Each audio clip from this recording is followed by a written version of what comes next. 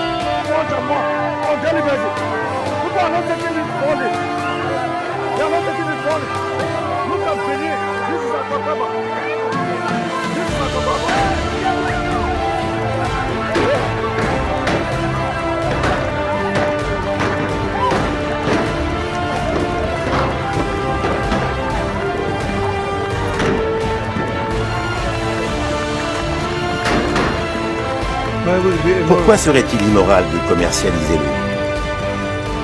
Parce que l'eau, c'est la vie. Vous payez bien votre assurance santé.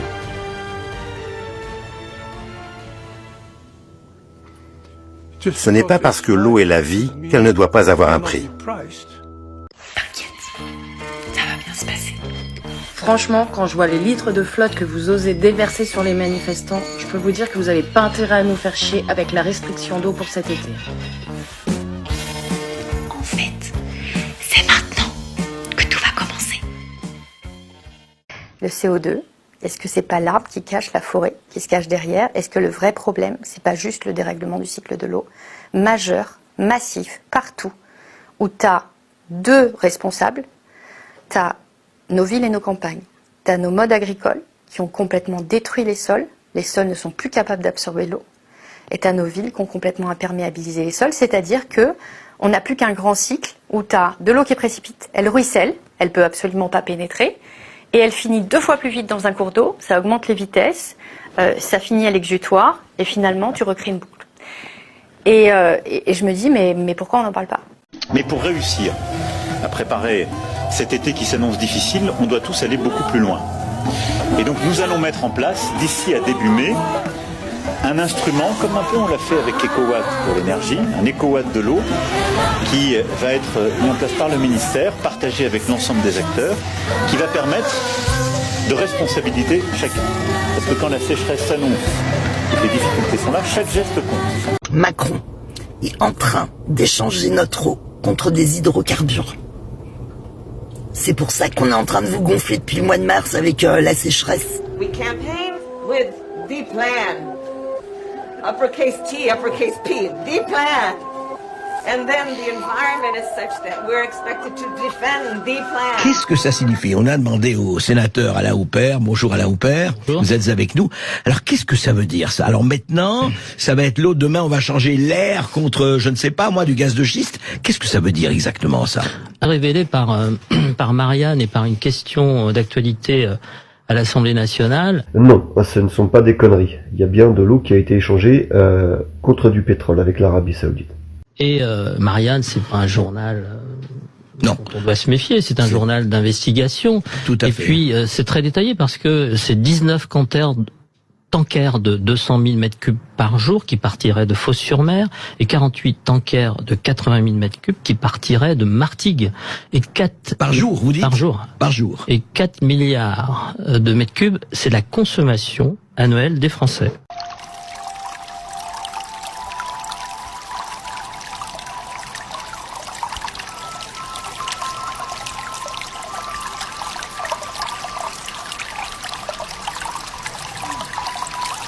Exporter de l'eau douce issue de rivières françaises, contre des hydrocarbures du Moyen-Orient ou d'Afrique.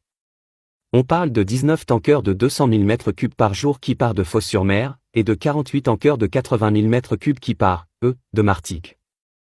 On est sur des quantités d'eau absolument phénoménales.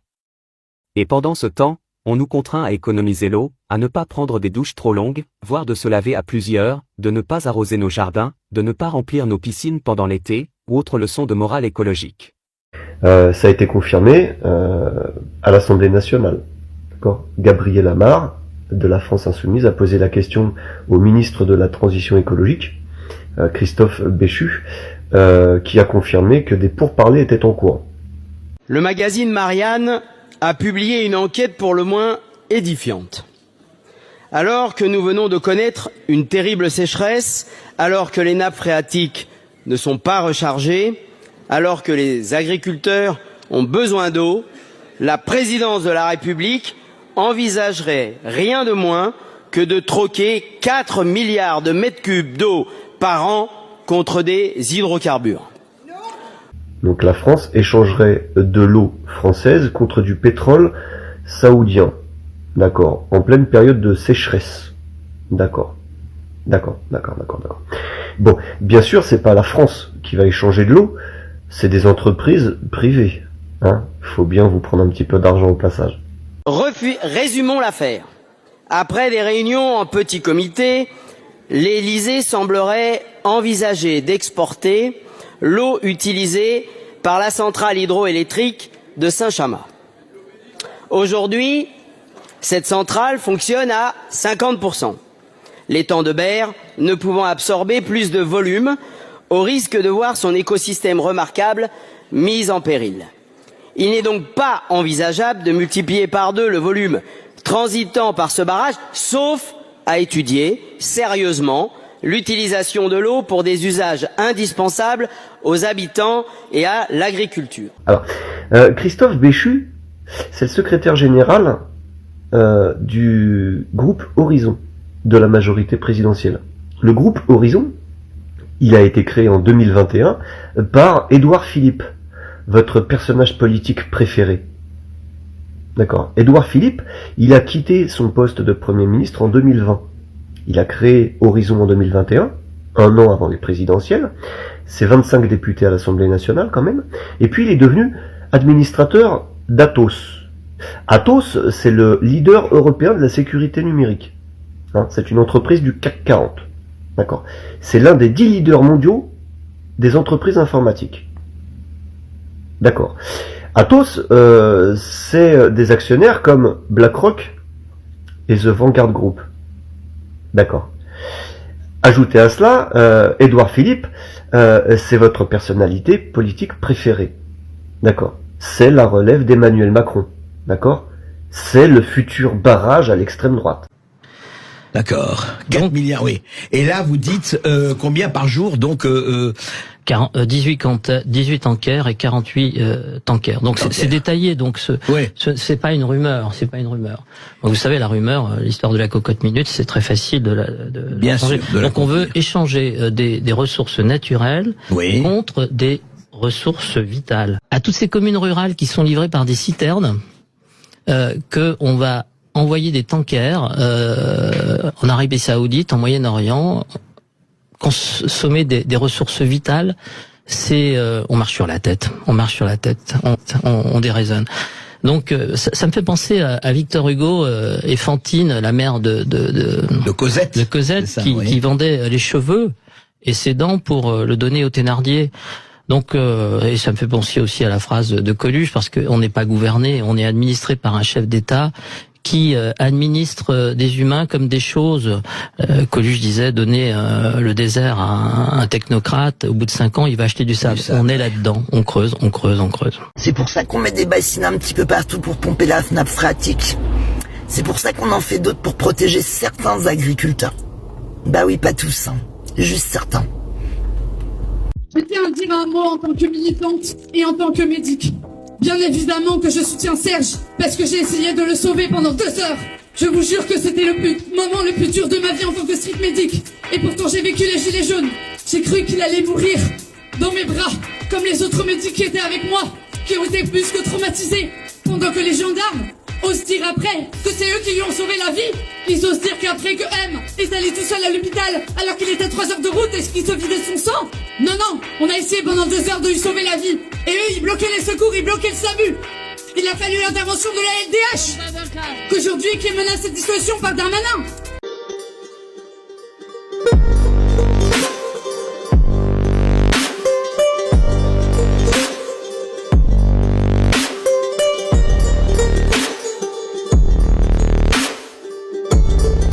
Je serai là pour chaque blessé, je serai là pour chaque personne qu'on enterrera à cause de la police. Je suis probablement une terroriste.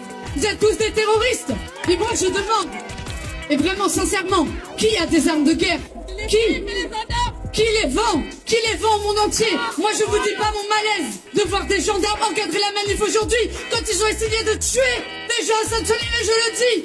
Ils ont essayé de tuer des gens avec des armes de guerre. Et ils ont empêché les secours de venir alors que quelqu'un était en train de mourir dans mes bras et qu'on a appelé pendant 2 heures les secours. Je vous dis pas mon malaise qui sont là aujourd'hui et qu'on a un tel encadrement de forces de l'ordre aujourd'hui. Et c'est pas des forces de l'ordre d'ailleurs. Qui se dirige vers les méga machines. On accélère.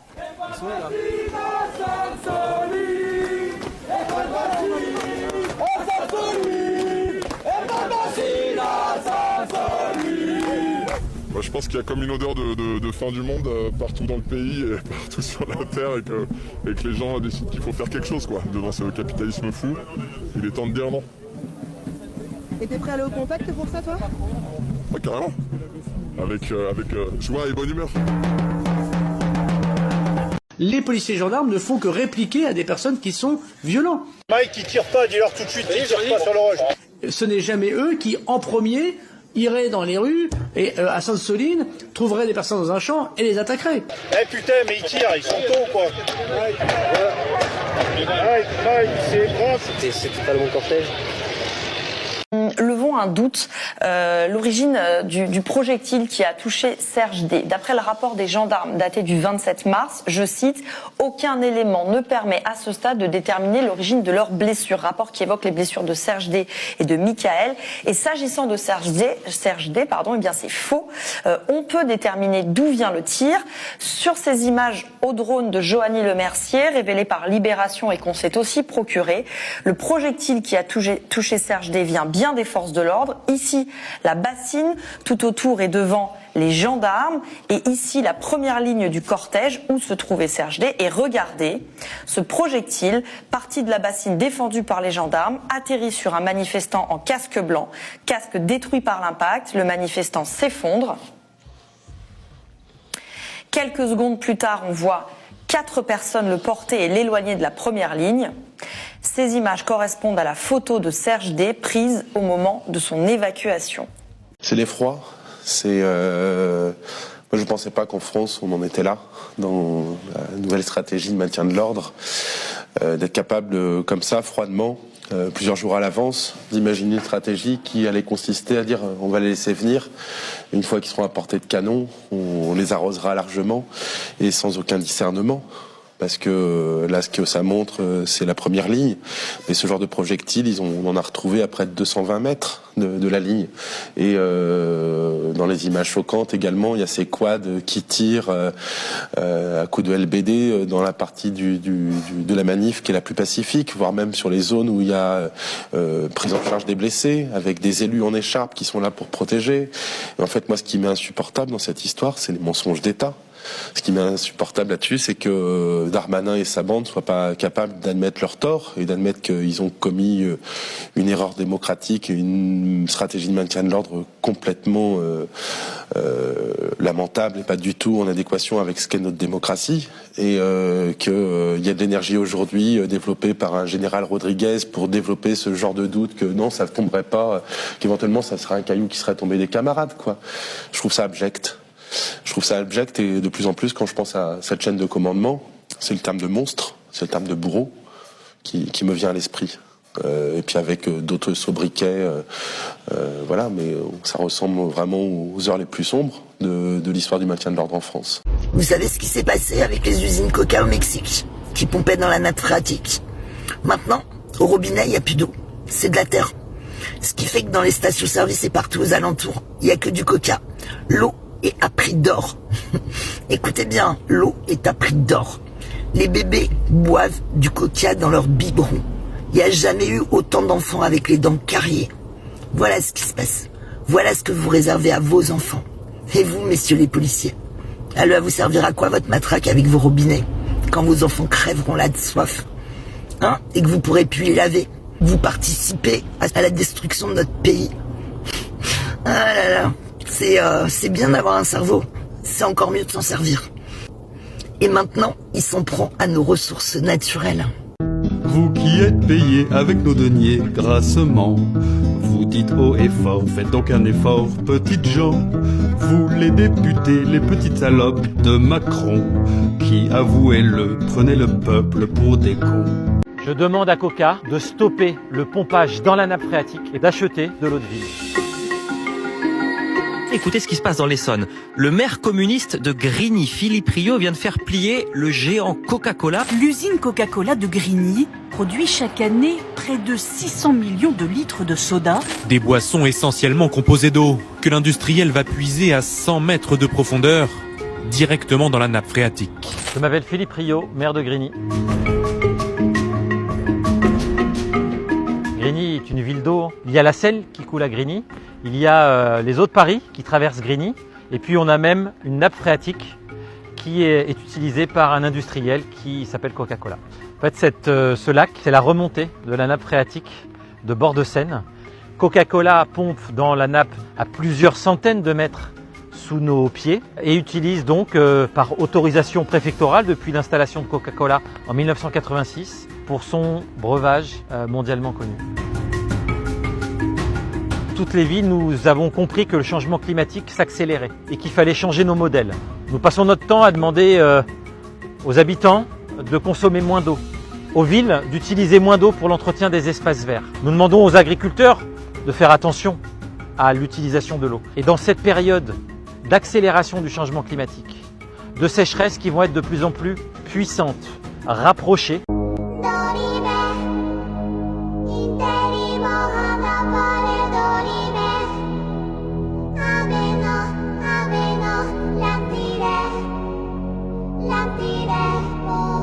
Comme vous pouvez le voir, pluie de sécheresse sur l'ensemble du territoire et ça va continuer puisque nous sommes en alerte sécheresse.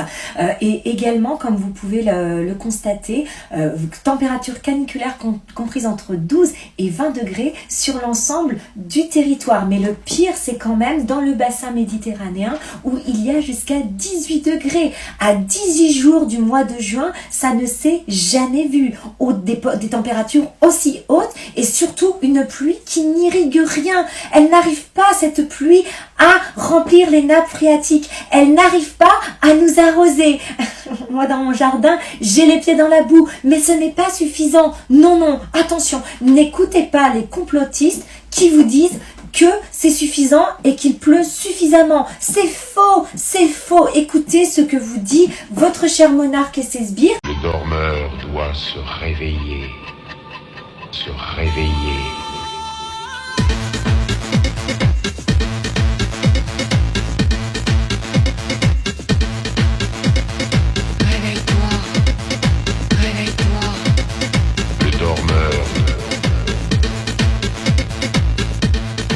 Bien, Mère nature n'est pas très coopérative, hein, parce qu'elle pleut, hein, elle pleut trop, hein, elle va à l'encontre du discours de nos monarques et de ses biens. Ça va pas du tout, ça. Non, mère nature, c'est pas bien. Il faut arrêter de pleuvoir comme ça.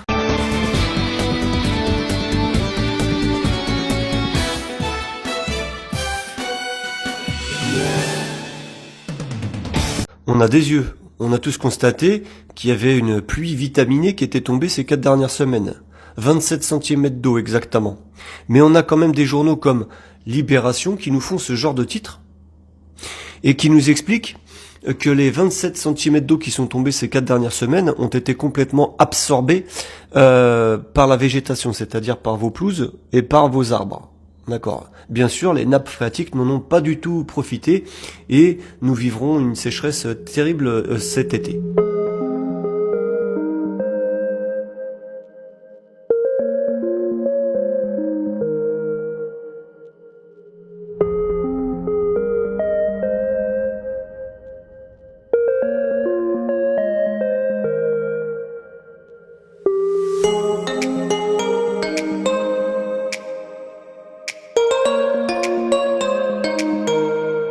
Le Figaro, on peut lui faire confiance. D'ailleurs, c'est le journal qui a touché le plus de subventions en 2021. Vous pouvez aller sur le ministère de la Culture, sur le site du ministère de la Culture, ou consulter la publication que j'ai faite sur mon compte Nico des 4 queues 2, sur laquelle j'énumère la liste des 460 journaux qui ont bénéficié, qui se sont partagés ces subventions d'une hauteur de 65 millions d'euros. D'accord. Donc derrière Libération, qui a touché une subvention de 5 millions d'euros, on a quand même La Croix qui a touché 4 600 000, on a Les Échos qui ont touché 1 300 000, l'Humanité 4 600 000, Le Monde 1 200 000, je pourrais continuer comme ça pendant des heures, L'Opinion 2 millions, Ouest France 2 400 000, bref, des journaux en qui on peut faire confiance. People often ask us, where does the fluoride come from that they add to the drinking water? And I'm afraid the sad response is, an accurate response is, it is not pharmaceutical grade fluoride. It's not the same kind of fluoride that we get in toothpaste or other dental products. Why don't they use pharmaceutical grade? It would be too expensive to use pharmaceutical grade. Okay, so what do they use? They use a waste product, a hazardous waste product, from the phosphate fertilizer industry. For about 100 years, the process for making soluble phosphate to use as a fertilizer is to take insoluble phosphate rock, dig up that rock, and then add concentrated sulfuric acid. And that reaction between those two chemicals puts off two very toxic gases, hydrogen fluoride, HF, and silicon tetrafluoride, SiF4. And over the 100 years, many examples of severe poisoning of the local environment. The fluoride gases and dust falls on the grass, the cows eat the grass, it cripples the cows, ruins their teeth and so on, and the EPA required the phosphate fertilizer industry to put a scrubber on, a spray of water. And that spray of water converts these two gases, hydrogen fluoride and silicon tetrafluoride, to a new substance called hexafluorosilicic acid, H2SiF6. Now, this is where we get to the bizarre point. They can't dump this scrubbing liquor containing hexafluorosilicic acid into the sea by international law. They can't dump it locally because it's far too concentrated and corrosive. But if they sell it to somebody, if somebody is willing to buy this, it becomes a product. Under hazardous waste regulations, if the chemical industry can sell a hazardous waste product, it then becomes a product. And for the chemical industry, that makes sense. And for the EPA, it makes sense for industry to be recycling its toxic chemicals rather than dumping them somewhere. But in this case, it doesn't make sense at all because it allows the public water suppliers, when they buy this stuff, it becomes a product, then they put it in the drinking water, and we're exposed to it. With less oversight than there would be if it was treated as a hazardous waste. There's another issue that the hexafluorosilicic acid has in it, in the process of making it, other contaminants, arsenic, lead, mercury, even traces of radioactive isotopes. And the question to any decision maker in the public is, do you really want trace amounts of these materials, especially when the EPA says about arsenic and lead, there are no safe levels because they are human carcinogens. So any level of arsenic exposure, any level of lead exposure potentially will increase cancer rates in the United States. And that's why to many people it's unpalatable to be drinking what has originated as a hazardous waste product from the phosphate fertilizer industry. Je suis légitime de me battre pour cette terre. Madame, ce que vous faites à la forêt, n'avez pas honte. La forêt pleure à cause de vous. Ils ont jeté directement de lacrymogène sur nous pour qu'on file. Et maintenant, regardez ce qui se passe. Ils rasent nos forêts. Pour le peuple guyanais et rotaire, le peuple premier, nous les Kalignaks. Les Kalignaks! Là, on a bloqué le chantier, là. La machine, elle est au milieu, là. On est désolé d'en arriver là, mais là, c'est plus possible, quoi. Voilà, on peut pas dire que ça, c'est un projet vert. Et ça, c'est révélateur d'un défi difficile à résoudre pour la Guyane, passer à l'énergie verte, tout en préservant l'Amazonie et les terres autochtones. On nous fait passer pour les méchants qui veulent cramer la forêt. La réalité factuelle et objective, c'est que nous sommes un des territoires européens, pas que français, les plus en avance en matière de développement d'énergie renouvelable, mais que malheureusement, 98% du territoire guyanais est recouvert par de la forêt, dont 94% par de la forêt primaire. Donc on n'a pas d'autre choix que de défricher lorsqu'on veut faire des équipements structurants. C'est vous qui détruisez la forêt. Vous n'êtes pas obligé. Ah mais vas-y, toi, avec ton arme, tire. C'est pas l'intérêt de tirer, ok? C'est pas le seul projet non plus de déforestation. Hein. On a eu les projets biomasse, c'est-à-dire couper de la forêt, brûler des arbres, en faire de la biomasse, même à barrage hydraulique, hein, un fort impact sur l'environnement, puisque là c'est 370 km² de terre qui ont été ennoyés, qui ont rejeté énormément de méthane pendant la mise en eau. C'était pendant les premières années plus de 50% des émissions de la Guyane.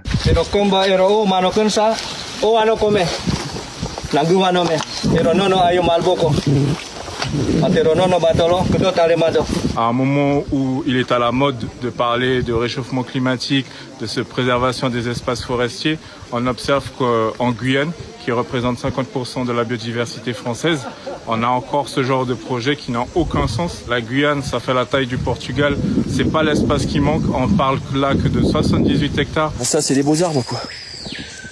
Voilà. Et bien, tout ça, ça va disparaître si on fait rien, quoi.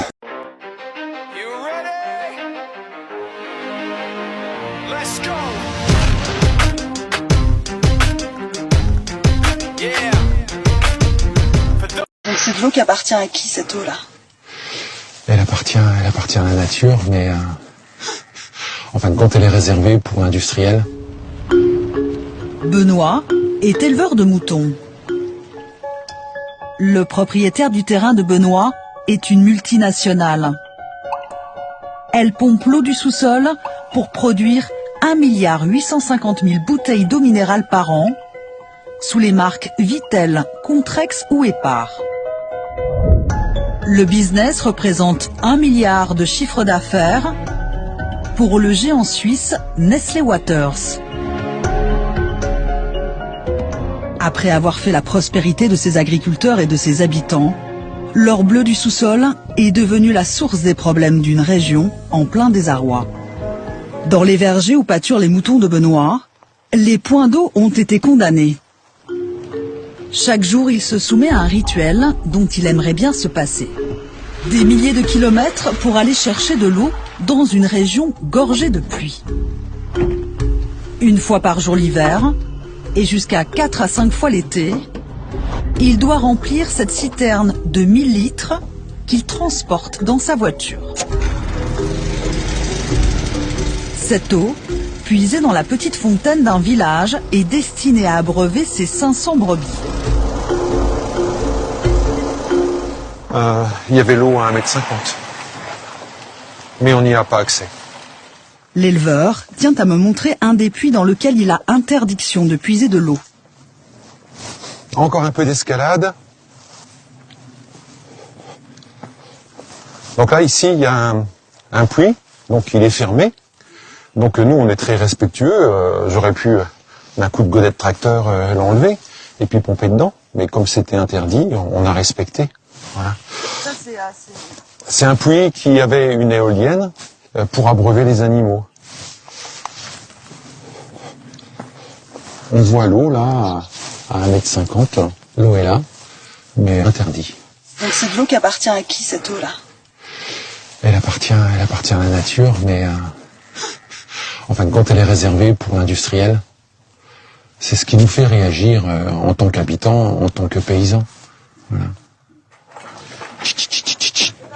Aujourd'hui, après 6 ans de travail, Benoît a décidé de quitter la région de Vittel. De tout laisser derrière lui.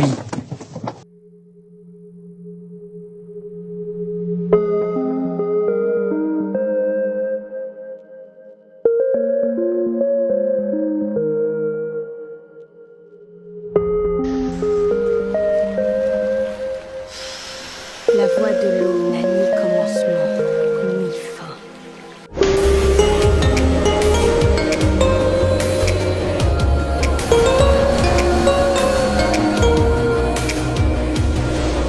Secrétaire d'État chargé de l'écologie et qu'il n'y a pas longtemps, il y a quand même des copains à nous qui sont pris des grenades lacrymogènes, voire plus, que Serge est toujours à l'hôpital et qu'on se rappelle de ce qui s'est passé à Sainte-Soline.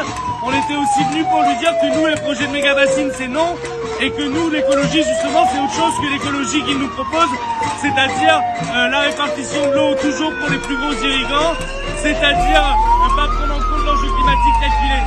Donc Bérangère Couillard a annulé sa visite. Un mois après la méga-bassine de Sainte-Soline, les soulèvements de la Terre déclenchent une marée militante pour s'opposer au projet d'autoroute A69 Toulouse-Castres. Une coulée de bitume recouvrant 400 hectares de terre pour gagner entre 12 et 30 minutes de trajet. Un chantier à 600 millions d'euros